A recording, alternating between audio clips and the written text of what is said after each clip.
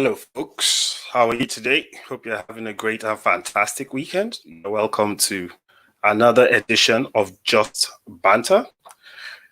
We're sorry we are uncharacteristically late. Sometimes you come up with some technical difficulties and it just throws everything to a tailspin.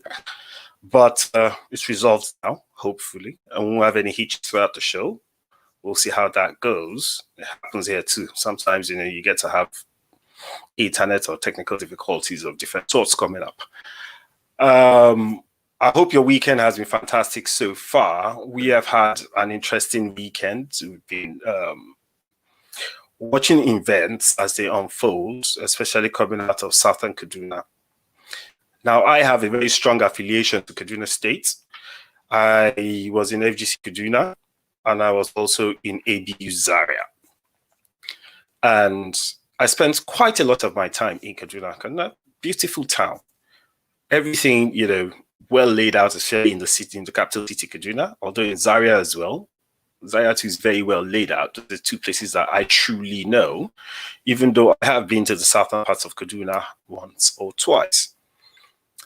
Now, there's been a lot of history around Kaduna. First, it was, the capital of the northern region of Nigeria. The seat of government as of that time was also there. You had the famous Lugard Hall, in Kaduna. You have a potpourri of people, just the same way you would have in any major city, anywhere in the world. And everybody lives together, as far as I knew anyways, quite peacefully. Though while I was in secondary school, there were a few riots, based around religious riots and all whatnot, some ethnic clashes here and there. Of course, Kaduna was also central when you talk about, the 1966 coup and all that. A lot of things, went on in Kaduna. Now, on the 21st of May, 1992, on the campus of ABU, there was a lot of tension. What happened?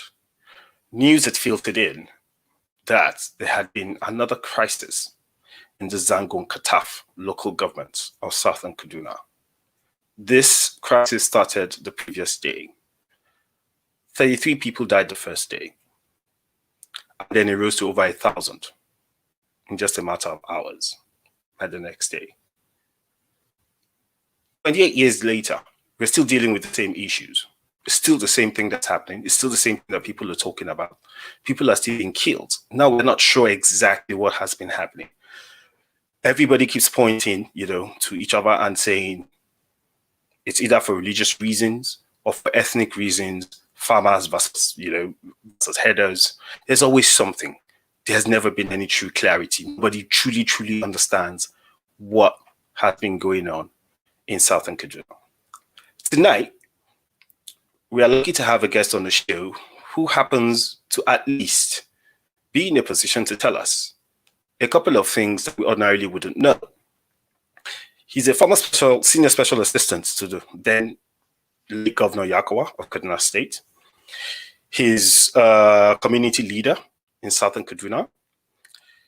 He's an international businessman. He's a manufacturer. He owns a farm. He's a farmer. As a matter of fact, we got in touch with him a few days ago to try to get him on the show. In the middle of the night, he was in the bush coordinating his farming activities so that he could be back in Kaduna City for the weekend. So he decided to grant us, his audience and give us a little insight into what's going on in Kaduna State. His name is Mr. Gagarin Madaki, and I'm going to bring him into the studio right now. Gagarin. Yes, my apologies. I have a bit of an issue with my screen, so I hope you can still see me. Yes, we can see you. How are you today? Well, thank you very much. We hope you have had a fantastic weekend, and we're very pleased that you could come on the show to come and talk on such a touchy subject. Yes.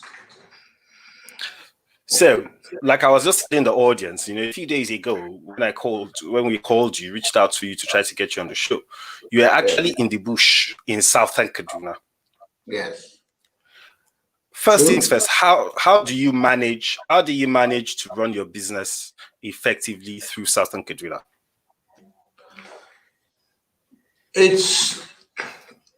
That's a bit tricky. Now, the reality is that unfortunately, over time, the state has become polarized with the issues of differences. Um, what's it called? Um, difference in religion, religious differences, and intolerance that has caused quite a lot of distrust. Now, Southern Kaduna is predominantly Christian, and the there are several narratives. There has been several reports of inquiries as to regards why a lot of the crisis has been happening. So you would always speak to different groups of people who will give you different versions of why they think that there's a problem. I Yeah. I I can't. I can only give you a version that affects probably communities I'm directly involved in, but that would be different from versions from other communities that are Yeah. around. The issues transcend initially the first one back in university, as you remember, had to do 1992. with, yes, 92. That very first one had to do with an argument over farmland. Now, that over time is shifted from that, and there has been the damage of that, I think, is still has remained the foundation to why there has been subsequent riots or clashes. There have been people who were kids then who lost their parents on both Yeah. sides of the fight, Christian and Muslim, and there are some of them who moved on. There are some of them who have had grudges. So you find that tempers are usually very light, and whatever the issue may be in the future, people have a reason to spark off trouble. And today, if you asked people in the Kajuru axis, they'll tell you they didn't draw first blood. The government would argue that this goes back to history where there was movement of Fulani headsmen moving back from the south through the north back, because every year headsmen rotate different parts around West Africa looking for where to head their cattle to get food. And during the movement, and it was political at the time, the claims, this is one of the narratives, is that they lost their cows and they were killed by Southern Kaduna indigenes, Christians. Now, the coming in of President Buhari presented them an opportunity to revenge, because they will always tell you that, they proudly say this, that the average Fulani man will say that regardless of how long it takes you, he must pay you back, he must revenge once you cross his path. So a lot of them are only revenging what has happened 8, 10, 12 years ago when it was a Christian president. That is one narrative. But if you look at the repeat of mayhem that's happening, we're asking that, okay, how much killing is going to be enough to pay back for that? You know, hear, oh no, it's not that. There are Christians who are making it very difficult for us to live here. And this, we are second, third generation here. We have no other home. They're chasing us out. Our kids go out and then occasionally they don't come back. We know that they have been killed. We know the general direction. So we go to those communities and we just kill, avenge. So it's the story now is attacks and reprisal and counter reprisals. So the narratives are complex. So I doubt one individual can tell you a silver bullet solve solution to the entire problem. It's now has gotten a bit more complicated because along the line the governor restructured traditional institutions in the southern part of the state, where he changed the nomenclature and how the instead of allowing tribes to rule the chief themselves, they're only allowed to rule cities. In the past, you would have something like the Agom Adara. Adara are people that transcend more than one local government, two or three. The governor has restricted that, okay, you are the chief of, he now makes you the head of a town, no more the head of an entire tribe, which by a lot of people is a downgrade. They see this because it doesn't help matters that it's coming from a Muslim governor as a means to further add to and he has Fulani heritage. So it's like giving support to his Fulani people that are in Southern Kaduna because he's now creating emirates. They are now emirs. These were things that were unheard of in the past. All these really, but what about when you say emirs have never been heard in the past? There's a lot of bloodlines right now. Yes. So at some point was what's his name again? The former secretary to the federal government, who later became an emir of some sort. So, Jamara, it's like emir of Jamara or something. Oh well, the former secretary to the federal government, Aliyu Jamar, that was his name. Aliyu Jamar, yes, okay. Yes, he was the secretary to the federal government in '92 when we were back in school there. Yes. He's from Jamar local government, which headquarters is Kafanchan. But he was at the theory is that a lot of people, after the board of inquiry, some few people were indicted, they were not properly punished. Maybe why this problem has always continued. And I don't agree with that. Yes, it's important to punish people, but were these people identified really, really guilty is the question. You see, I'm privileged to information. My late father was one of the lawyers on the team that defended them. So you see, I am privy to certain information that says they were not guilty of those charges. Are you talking of the trial of General Lekwot? Were sent to prison. Are you talking about the trial of General Lekwot? Seen more as political driven because Aliyu Jamar was secretary of the federal government and it was a military tribunal, so they put pressure. So they were sent to prison. But can you hear me at all, Gagari? Can you hear me? Sorry? Can you hear me at all? Hello? Can you hear me? Yes, I can. Yes, so I was asking, I said, is that the trial of General Lekwot? Yes, correct. Okay, all right. Yes. So, like I said, I am privy to a lot of information, a lot of proof that General Lekwot was not directly involved. And as a community leader, his name was involved, was pulled in, and these were things that could not be proven. Again, I know this for a fact. Like I said, my late father was one of the team of lawyers. Then was led by Afe Babalola.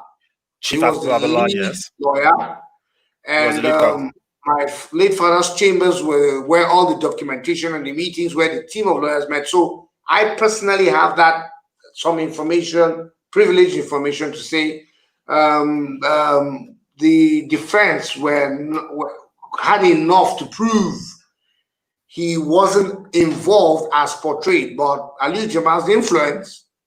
And then, you know, there was the military era, there was military tribunal, they decide what they decide. He went to prison. But the arguments are that some people are thinking that if they had been harsher than just that, it would have stopped things. And it's far from the truth. That issue that back then has nothing to do with what is happening now. Now, unfortunately, the problem has taken a more complex form. And like I said, the narrative, community by community, is different. There are, yes, issues of land. There are, yes, issues of banditry. There are issues of political chiefdoms being carved out, and will I say a clash of you can imagine what is your royalty. You have a large area, and then you've been stripped of that, and you are now competing with someone, and then you are made to answer technically to somebody else. All those egos, different, all sorts of issues. So right now it's a bit more complex. So I wouldn't want to speak for a lot of those communities, which is why if you were to look for a solution for this, it would be there has to be first transparent dialogue. Now there the issue of, again, this is what is being said.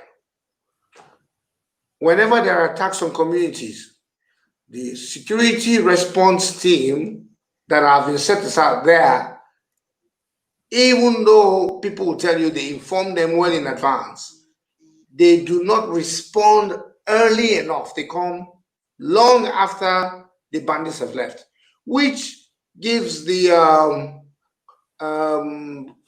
logical inference that there is some form of connivance with a Fulani-led government, federal and state, that is, and then all security apparatus are headed by Muslims. So it is very easy for them to receive instructions to hold back action. When these people have done what they have done, then they go after everybody has left. This is the belief. Okay, let me ask a question. I'd like to. It's not true, but government has to do a lot more to show that they are not conniving. They are not. I'd like to. I agree. Let me ask a question there, please. Yes. Now, there's something that has, that has been of deep curiosity to me over the years, especially when it comes to the issue of violence, and then it now cuts across, the entire country. Now, in some cases, they say that because the country or the apparatus of government is being led by somebody from a particular section of the country, be it from the north, from the east, from the west, or wherever, and they get instructions, and that's why they do not act. Now, what's really curious here is this. When you talk of the Nigerian armed forces, you talk of the Nigerian police and the paramilitary units all over the country. Yes. You have people from every single local government in all those government apparatus. Yes. How come these type of things still happen and people can lay claim that it is because there is a sectional leader giving instructions? You see, again, I can tell you that you would hear, well, you see, the rationale for some of these things, I'm not in their position to tell you why they did it, but they will argue with you that a lot of at one point, military personnel that were of Southern Kaduna extraction were posted out of Southern Kaduna. Fact. Because they were being accused. Did you say that's a fact? Sorry? Did you just say that's a fact? Fact. I have relatives who have, yes, fact. This was years back. We've gone past that now. This was years back. I'm telling you, along the line, part of the issues that have brought about suspicion. But government's argument at that stage was that those policemen were biased towards the Christians. So now the argument is that the Christians are saying, oh, you took those we trusted and brought yours so that they can give them instruction. That is why they are never there when these things are happening. So, like I said, it's not for me to say it's true, that that's why they meant, or it's not true, it's not for me, but there has to be a deliberate attempt to show that there was goodwill. The service chiefs, military, police, all have performed woefully. Forget Southern Kaduna. The security situation in Nigeria in general is bad. It's bad. Yes, but exactly. The president has done nothing to change them. Why? What is it that you owe them that you think that for their incompetence you will not put somebody new? Well, I guess that's a question that we have to bring somebody on to come and answer for us at some point, yes, because so it's something that's really secret to everybody. Yes. The argument is that, oh, these are the people I trust that will do my hatchet job. So I'm not going to change that. People have argued, why are the security apparatus all from a particular section of the country? Let us pretend the president means well, that they are qualified. But it is incumbent on him to show transparency. Okay, look, if this is what you think, is he saying that there is not a single competent person from other extraction that can be evenly put across like other presidents have done, where they give the Air Force is led by somebody from Southwest, South. Other presidents have made attempts. This president has not pretended that he cares. He doesn't care. So are you saying that the president is a sectional leader? Or his interests are sectional? Are you saying the president is a sectional leader or his interests are sectional? No, I'm saying he's not doing anything to show that he is not. Okay. I'm not saying he is. He's being accused of, but there are ways you would act that will show that, no, we can't say this when the man is doing this. But we're saying, look, you are doing all this. You are sectional, and the man doesn't seem to care. Not made any change. So we, not we, Nigerians, if we decide to say, this is what we think of you, as a president, you should be sensitive. You should feel the pulse of the people and understand that it is imperative that you allow transparency in your process. You allow everybody feel that they belong, not that some are more Nigerian than others. That's the issue. Okay, so that's a very strong indictment of both the federal and the state government. So, but the question we have right now, is still focused on Southern Kaduna. Now, when a lot of people have made comments about this Southern Kaduna issue from time immemorial, they've always gone back to either the religious aspect or the ethno sentiments on these issues. The question I want to ask are two, but they are very related. One, we know that Southern Kaduna is majorly Christian. Are there no Muslims of Southern Kaduna origin? One. Two, when we talk of the ethno-religious, perspective of things, do you not have intermarriages between the Fulani and the Southern Kaduna? Now, the reason why I'm asking this is this. If you do have people, who are opposites in those environments, they should be able to reach out and try to strike a balance on behalf of their people, as in people that can see things from both sides of the divide. How come you don't see people coming forward to speak from that perspective? Well, first question you asked there, are there people of Southern Kaduna? Are there Muslims? There are Muslims from Southern Kaduna. Are there Muslims? The current deputy governor is Southern Kaduna, speaks her own Southern Kaduna language, and she's Muslim. Mm-hmm. So yes, There are. But yes, also there are other settlers. And that is the debate on indigenous settler dichotomy that is ongoing on now. Who is a settler? Who is an indigene? Will that issue is still being argued from what? Is it being born and raised in a place? If I moved as Gagarin, but according to the Constitution of the Federal Republic, if you live in any local government for 10 years, you become an indigene of that local government. Yes, but if Gagarin Madaki gives back to Adamu Madaki in Ogun State in the next 40 years, would Adamu Madaki be able to run for governor? Oh, well, who knows? Those are the issues. You understand? Would they allow him to take an indigenization form? No, but we do have a situation like that where you have the former senator Binta Gaira, who is from Kaduna State, who became a senator in Adamawa State. Yes, and the minute they discovered she was Adamawa and she was a Christian, she lost her seat, and that's why she went back to Adamawa. The name Binta Garba is both associated with both Christians and Muslims. They never knew she was a Christian. They never knew she was not from Kaduna. A lot of people claim Kaduna from Okene, from Niger, and that is the advantage of the North.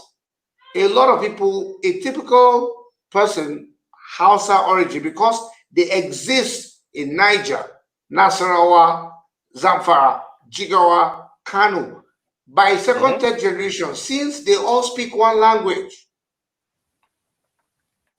You can say the same thing in the Southwest. Somebody from Ekiti, second generation can go and live, first, second generation live in Ogun State. After a while, nobody remembers he's from Ekiti because they all speak one language. A few people may remember his father came as a settler, but he's accepted because he speaks one language. So the name Binta Garba will fly in 10 other states. It will fly. It's a unique name that you can claim. But so all you need is somebody to identify your history, and if you were born and raised in that town, her father was in Adamawa State, nobody knew much about her. But with time, when people found out, she could no longer win elections in Kaduna State. She now had to move back to Adamawa State. That's the truth. Okay. So I will come back to win an election. That's the reality. So now back to the Southern Kaduna crisis. There are lots of conspiracy theories, government connivance, government implementing policies that are against, the peace and safety of the people of Southern Kaduna in Kaduna State. Over the years, several people have even come out to say they've been persecuted. That was why I referred to General Ekwat. How come till now you still do not have people from Southern Kaduna who are prominent enough to be able to say, you know what, let us sit down, let us have this conversation, let us stop this issue? All over the country, people are talking about headsmen being a threat. Is it the headsmen that are actually a threat in Southern Kaduna? Or is it the quote-unquote the settlers? If that is the case, those elders or those prominent people from Southern Kaduna should be able to identify who these people are that they actually have issues with, and then be able to call the government to a sit-down to have this discussion. Why is that not happening? Because, you see, even the government themselves have been speaking from both sides of the mouth. Sorry, I can't separate what the president is saying and how it affects Southern Kaduna. He says these headsmen are not Nigerians. They are mercenaries. Then the next day you come back and say they were Nigerians whose cows were killed. Then you come back the next day again and say, oh, they're Fulanis who are being harassed over land and community. So their own theory itself keeps evolving. So which one is it? So if you're having a discussion, what are you? That's why we're saying that some prominent people, community leaders like yourself, should be able to come together and say, look, you know what, we have identified the problem. Let's have a discussion with federal government and tell the state government and say, look, this is the problem. If the federal government or the state government keeps changing their narrative, you should be able to tell them, no, this is what we see. Why? Why can't you do that? Okay, now, first,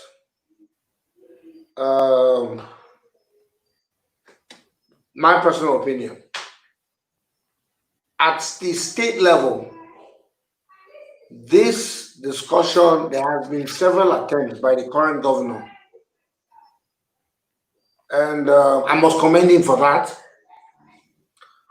In 2015, prior to his running for office, I sat with him personally because I am one of his supporters. I wanted the infrastructural change that is currently going on to happen in Kaduna, so I said we needed him to come. Okay. I sat with him and asked him how he proposes to solve this problem. And in fairness to him,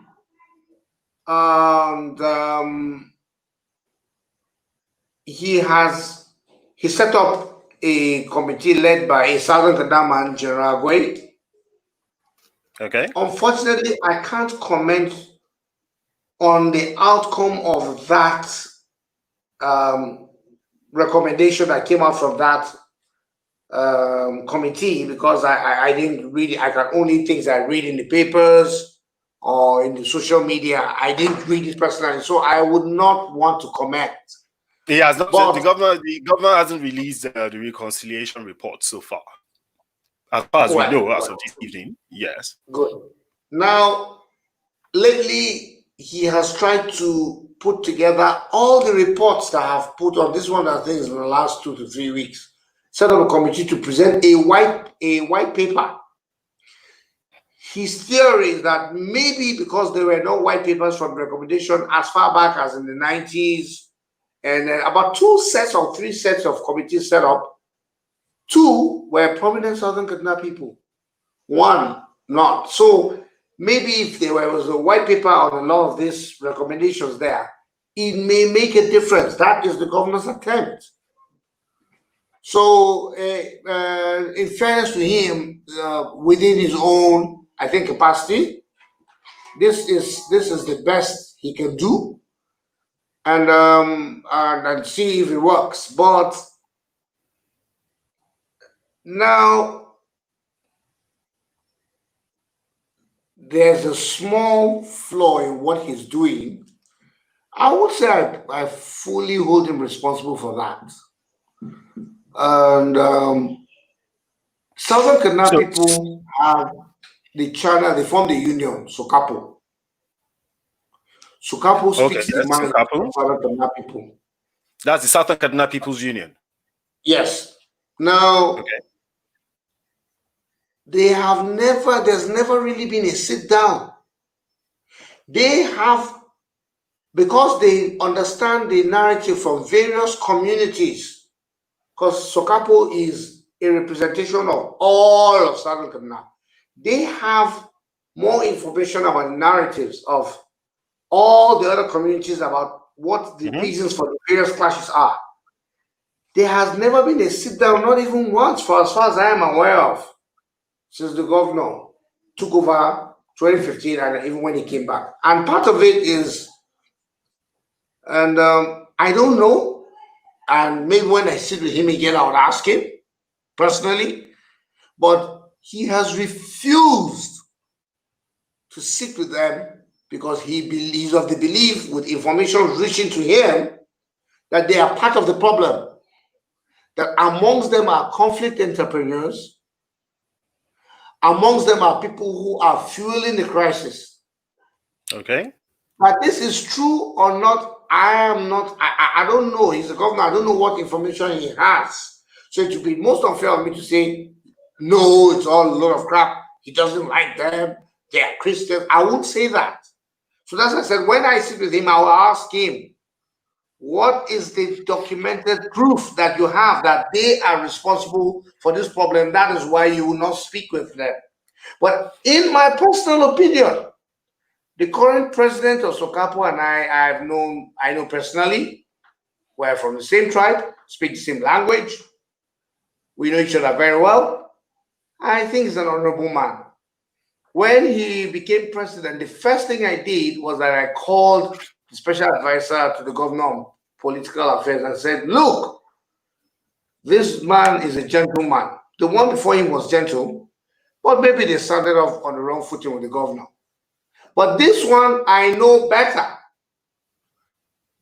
I think it will be an opportunity when he's coming in, as he has just come in, that he sits down with the governor and the political advisor, good friend of mine as well, said, I'm going to do my best. I know him personally too. And I said, if you need my input so that I can put pressure, we need to find a way for both parties to sit down and speak at this level. The governor is holding meeting with representatives of Southern Kaduna, and the Southern Kaduna people are arguing that those representatives that you're holding meeting with are not people that are really speaking the issues as we feel it. So if he would argue, the governor would argue that I have met with leaders from various communities. Those communities will tell you that those leaders we are dealing with are not the sort of representation we would have wanted. Okay, you know what, Gagari, we're going to take a quick shot. We're going to take a quick commercial break. When we come back, we'll first start from what Sokapu stands for, why Sokapu came to be, and why the governor would not, be willing to talk to a stakeholder in the state. We'll be right back right after this.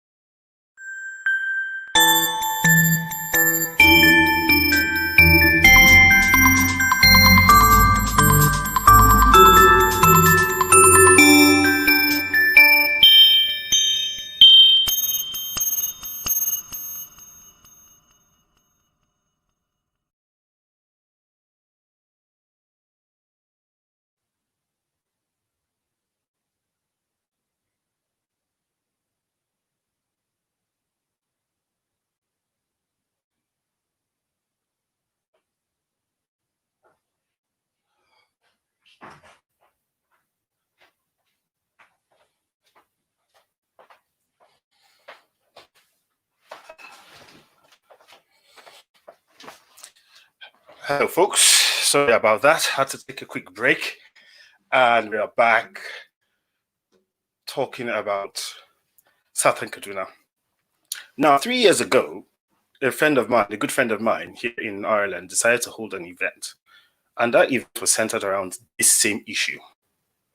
There were several stakeholders there from Southern Kaduna, people that live in Kaduna, people that have interest in Kaduna, people that have relatives in Kaduna.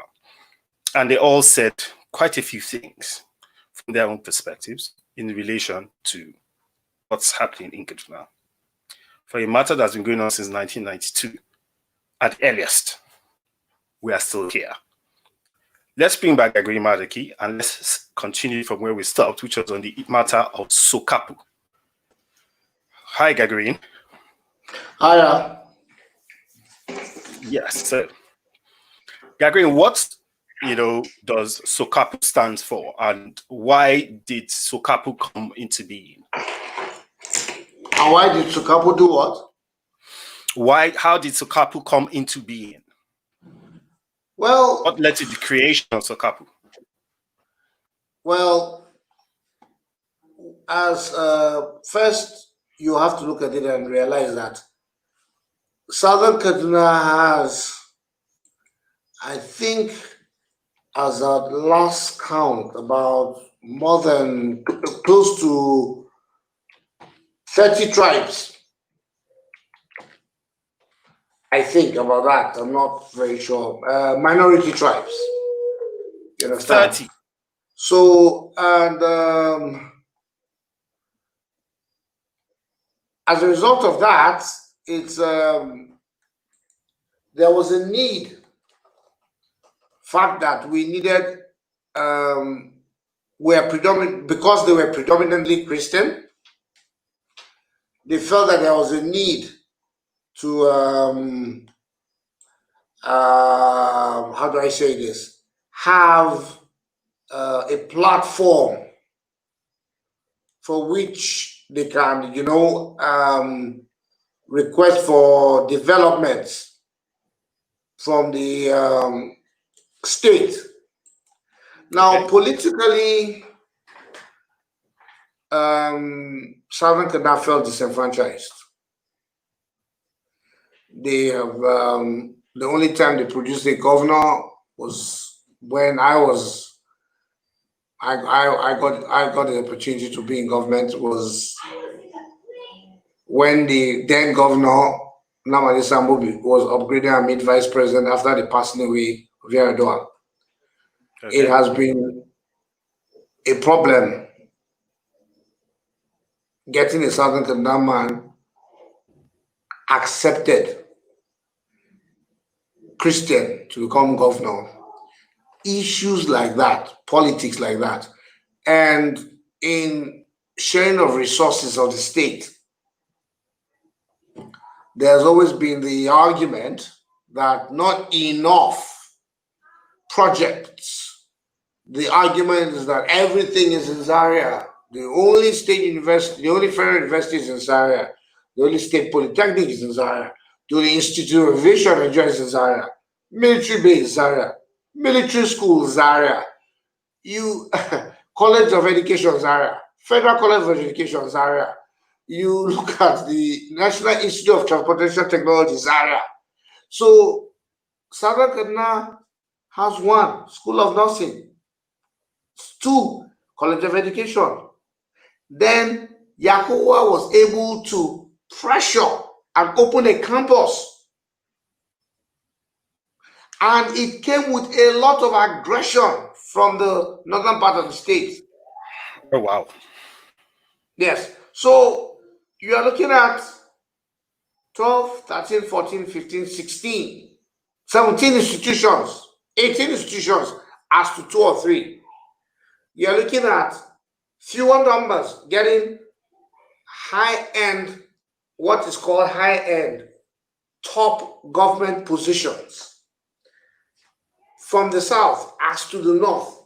So this caused a reason for concern among them, and they said that, look, you know what, let's come together and have one voice to ensure that we can ask for projects, administrative positions, more institutions brought to us. The only way to do that was to channel it through setting up a, well, it's an association basically, but the union. So that was how and why SOCAPO was formed. Yes, you see, so the reason why I was asking, sorry, the reason why I was asking, why SOCAPO was formed. Can you hear me, Gagari? I said the reason why I was asking why SOCAPO was formed is because you have representation at the State House of Assembly. You have representation in terms of federal, House of Representatives. You have a senator representing, Southern Kaduna. You have members of the cabinet of Governor El-Rufai from Southern Kaduna. Why would you now need a union of these same people when you already have people in government who should actually be fighting for the cause of those same people? You have asked a very good question. This is one of the reasons the governor has refused to meet with SOCAPO, as well as to many other reasons. this one you mentioned is one of them he's mentioned. And in fairness, when I heard it, I could not completely fault him.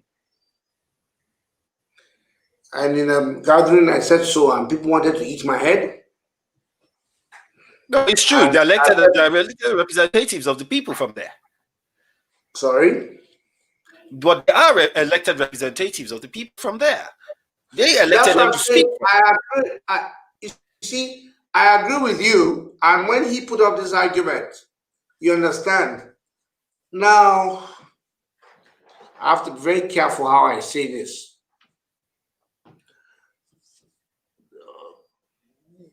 It is believed, like I said, I'm being very careful. I want to be very, how to choose my words very carefully, that it's not usually those who probably will speak out the most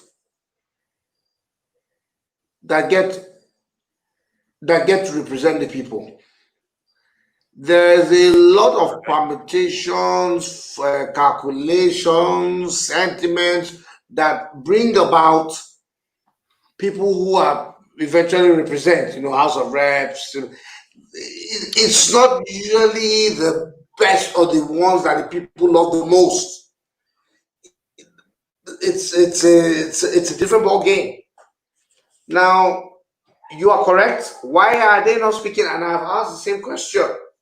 And the governor is saying, you elected these people. Why are they not speaking for you? Now, some of them are, but not enough are. Now, again, you must remember that as at the formation of Sokapo, we were running a military government. There were no House of Reps. So Sokapo has been in existence that long. Sorry?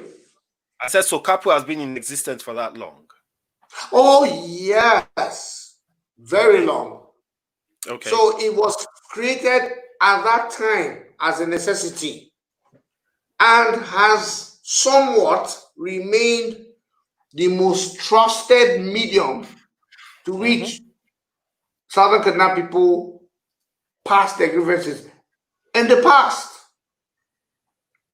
speaking to them was able to bring about solutions. It did.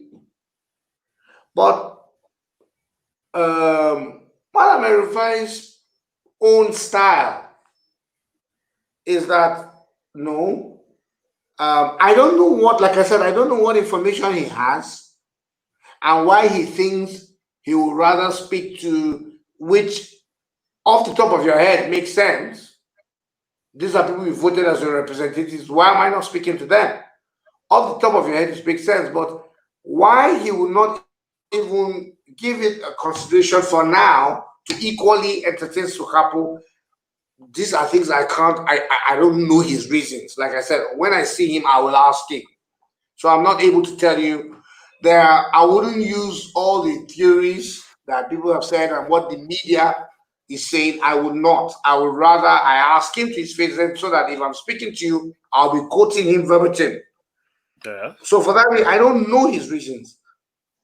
But I can tell that the last deputy governor did not help matters. The last Southern Kaduna deputy governor.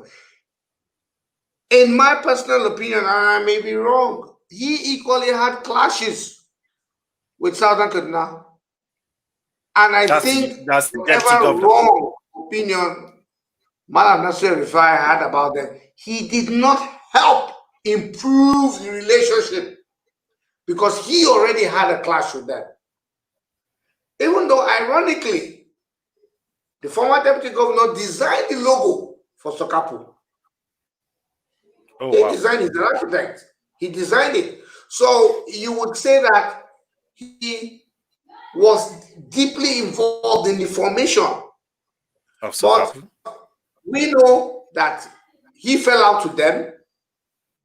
So people like me, because I'm aware that he fell out with them, I'm adding to the theory that if the governor woke up and said, I'm not going to talk to these people, and you have a deputy who's quiet, who we know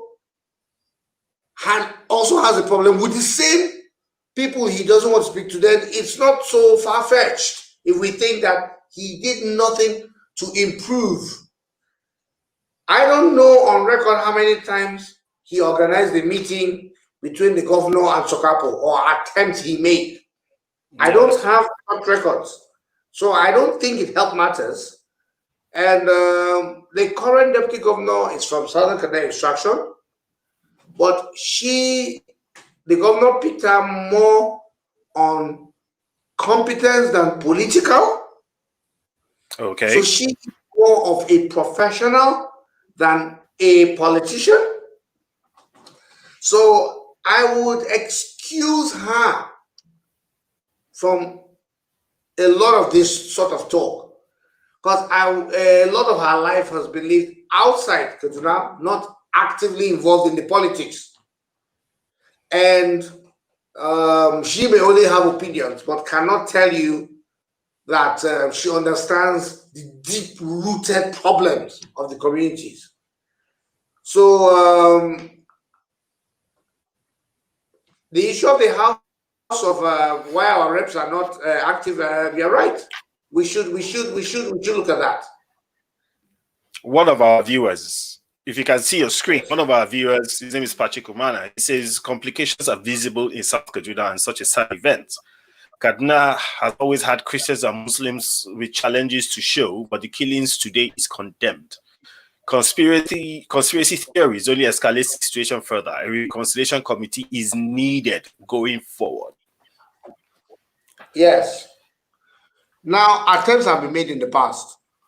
The governor formed a reconciliation committee. He went out to Southern Kaduna, was publicized, he announced it, they shook hands. The very, very next day, Fulani herdsmen go and kill Southern Kaduna Christians. The governor was embarrassed. He was livid, visibly, and he ordered the arrest of these people. So, you see, it's a complex thing. He's made attempts. And which is why that even in those attempts, where people like me were lauding him, the next day when Muslims went and struck, there were people who would look at us and say, you were foolish.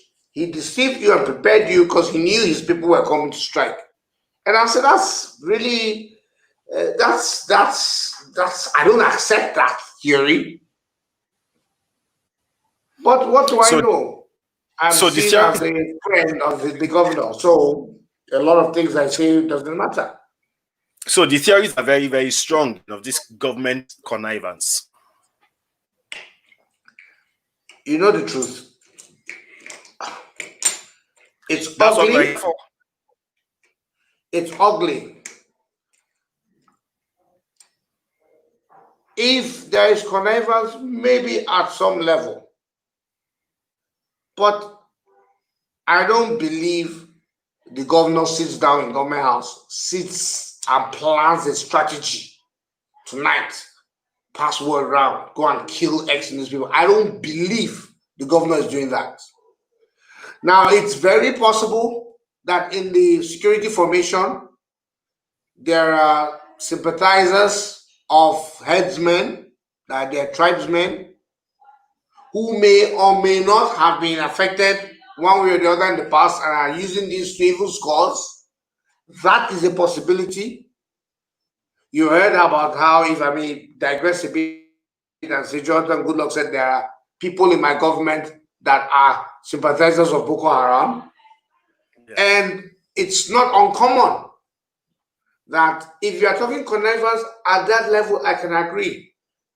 Connivance that the president is sitting down and planning with Mieti Allah on how to take over Southern Kaduna. I don't think he sits down and plans it. But honestly, he can't convince me that he's not allowing it. Since the first 3, 4, 5, 6, 7 attacks, he never came out once to condemn it. It was after a lot of pressure, then reluctantly and grudgingly, he just comes out and condemns one and just lets it go. He doesn't condemn it. But see, on a personal assessment of the governor of Kaduna State, going back to when he was the minister, the federal minister, was seeing Abuja, the FCT, he has always had a very, very diverse team around him. Yes. People of all ethnicities.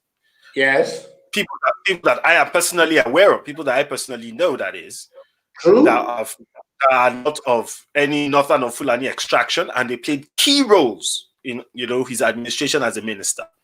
True. Now, when people come up with the idea that he could be in the know or he's not doing enough, I start to ask myself, what is the difference between Malam Nasir El-Rufai as a minister and Malam Nasir El-Rufai as an executive governor, somebody that now has executive powers? What is the difference? What has changed? You see, I am with you on this because I studied him when he was minister. Okay. And I have friends that speak the same language with me who were given fantastic, he knew them from nowhere, and he appointed them, and they stayed throughout his tenure. Several of them.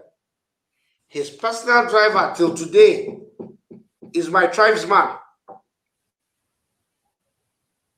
His closest aide that has been today with him for more than 20 years, ask everybody, he knows him, I won't call his name, is a Christian. Yes. You can't pretend that long. If you are fake, people would know. This is what one of our viewers has to say. His name is Temitope Lewis. Temitope Lewis says not acting is complicity. Well, that is where I point the fingers at the president. He's not acting enough. So yes, in that context, I accept what Temitope is saying. The president is complicit, even down to what's happening now. How about the governor? We are talking about the president now. What about the governor? No, because you see,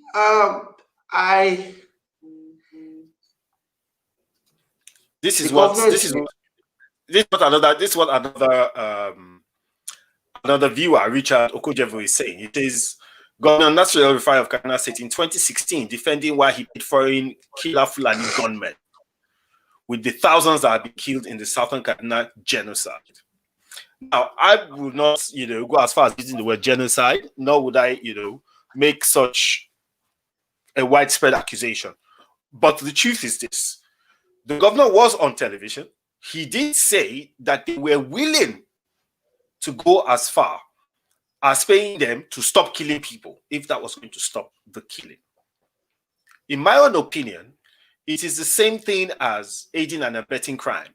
Because how can you tell somebody, I will pay you to stop being a criminal? And this has become an issue in Nigeria now, because even the Niger Delta militants, it was the same thing. Now Boko Haram, former Boko Haram members, are being paid monies as well. Okay, I'll tell you this. I think what was in the governor's mind and how he came out were two separate things. Okay. I can say this with authority because prior to his announcing this, in his list of methods that he proposed he would attempt to resolve this issue is to find out those who are doing the hurt, the party who say they are hurt. Yes. What do we need to do to get you to move on? Forgive. Okay. He wasn't detailed in what it was. And I was not in the meeting where this need for payment. What? The information I got, not from him, from his aides, was that in that meeting, some of these people, when he had organized that, look, I need to find out those of you who feel aggrieved as Fulani and are aggrieved with something now, I'm not going to arrest you. Come for a meeting. And I wasn't told where the meeting was held. But in that meeting, a lot of them have said he has asked, how what do you need to be compensated? What do we have to do for you to forgive and stop this? And they said, well, lives are lost. They can forgive on that. But their economy has been affected because their cows were killed, and that's their economic base. If you can find a way to compensate us for some of that loss, well, it helps. My understanding was that was what they asked for. And he said, okay, we will try and give you some of this if it will bring peace. So when you say he paid killers to stop killing, and this narrative I'm giving you, they're not exactly, it's a thin line, but they're not exactly the same thing. Yeah. Now, because I was under the impression that I won't want to say that I agree, or whether I don't know whether that was the best for him to have done or not. I'm not going to say that on this show. We can sit down and have a more elaborate argument about if that was the best approach. I don't know. Yeah, but I can't tell you if allowing that and agreeing to that was it. But you see, for me, even if it's true, that's what he did. That group is not the same group. You see, that's the problem about these issues. It's not the same group. Okay. So they're different groups. You can't look at people who more or less time has healed their pain. You give them an opportunity to cash in, they will cash in. True. You give them the opportunity to, every human being unite, will cash in. But I think it was a bit of, maybe he has learned better, that there are several groups. I mean, I'm saying that a meeting was held, he was there. It's public, shook hands, he left. The very next day, a group came and killed people. And people were like, is this your piece? I know he was leaving, he was embarrassed. So the issue here is intent. I'm trying to speak about his intent. Yes. I think he wants to solve it. Is he actually solving it? No. Has he exhausted all options? I don't think so. But I will not criticize if I do not have the solution to give him. Go and tell him and he ignores me. Because in my own personal investigation, I have been hit by too many issues. And I know that because of our diversity in terms of the several minorities in which we are, each community, I can only speak about my own people as how they affect us. The story about the Adara, the story about the Kaninkong, the Fanswan people, the Kagoma people, the Java people, their story is different. So you find out that that's where Sokapo comes in. Okay. Now, a lot of these politicians that are representatives, you see, we do the way we are put together in terms of constituency. You find out that maybe 3 or 4 tribes. So it may not necessarily be by virtue of necessity. Another tribe who might say, look, we do rotational elective position. We will run House of Assembly or House of Rep for 4 years. Okay, you're taking House of Rep, give this community House of Assembly. Now, you are not necessarily giving the best spokespeople or who have the best people interest, because politics involves, there is godfatherism, there is money involved, and those who are most outspoken usually will not have a godfather. Usually they will not have money. usually they are more of a threat to the influential members of the society.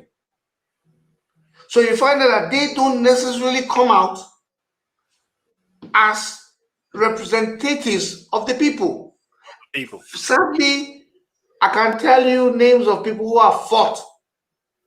Young people for Southern Kaduna, Luka Biniat, Ndi Kato, Dr. John Fulani. They cannot win election. They can't get a party nomination. So we recognize this, but these people will trust them more.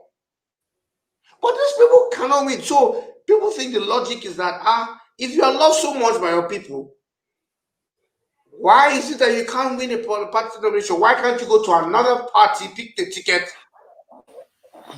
and just win the election, even if this party doesn't like you? It's tricky. It doesn't work that way. First, Southern Kaduna, PDP is a religion in Southern Kaduna to us. The founding fathers of PDP in Nigeria, which my late father was among, is from Southern Kaduna. Southern Kaduna, yeah. PDP in Kaduna State was formed, and the first governor then was nominated in my family house.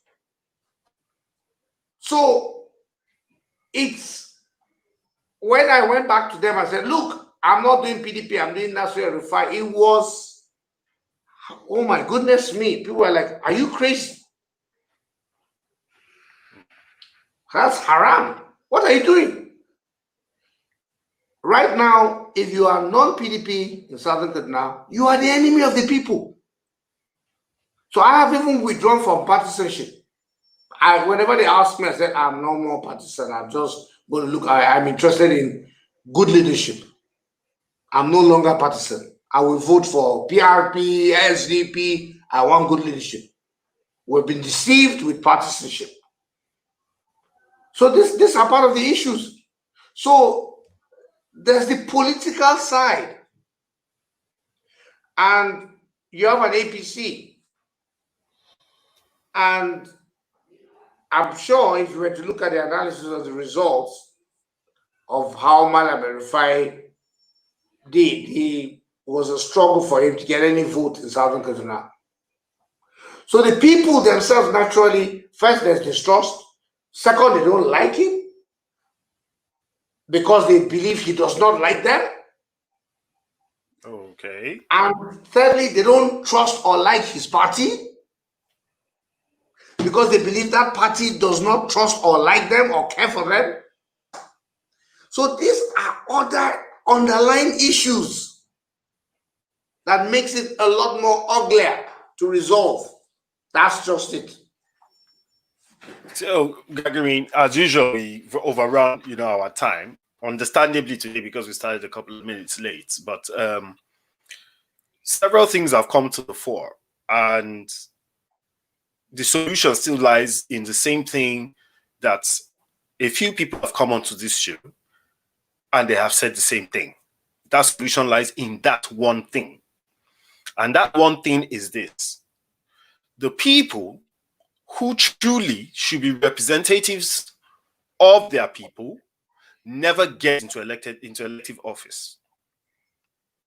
So party structures, partisanship kills leadership right from the grassroots. Yes. So you now have a political elite that has more or less wiped out the social and the economic elite. So we can now start to see that there's a pattern beginning to evolve when it comes to social political issues in Nigeria. It all comes down to representation. Gagrin, it's been a pleasure. Yes, it's been a pleasure having you on this show. Thank you very much. We still have not been able to identify any other thing except this so far, and this has been brilliant. And we hope that people are listening and people now start to talk to themselves and start to try to figure out a way to change this narrative when it comes to representation. Thank you very much. We hope to have you on the show again soon. All right. Have a great night. Good night.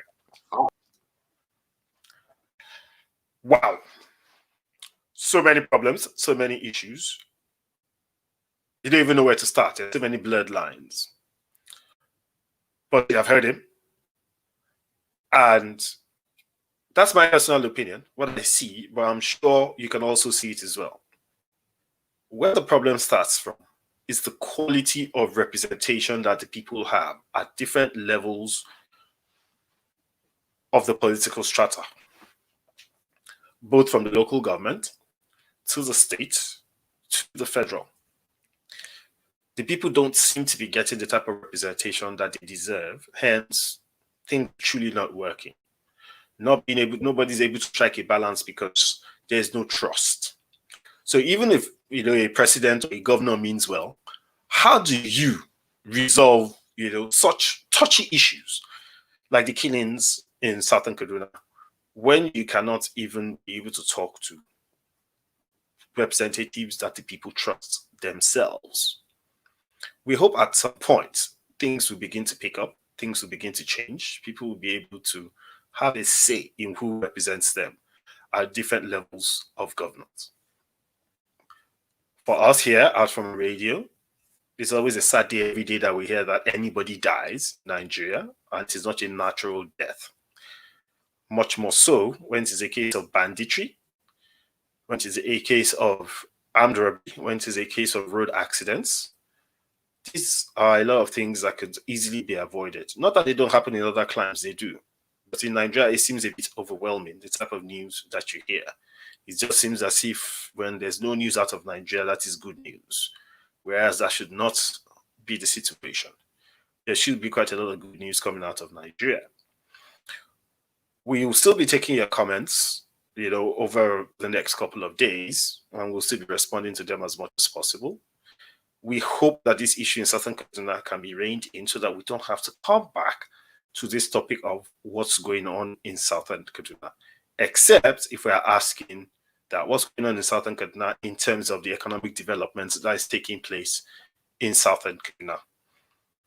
We wish you all a very brilliant night. Don't forget, COVID-19 is still very real. A lot of people are still getting infected.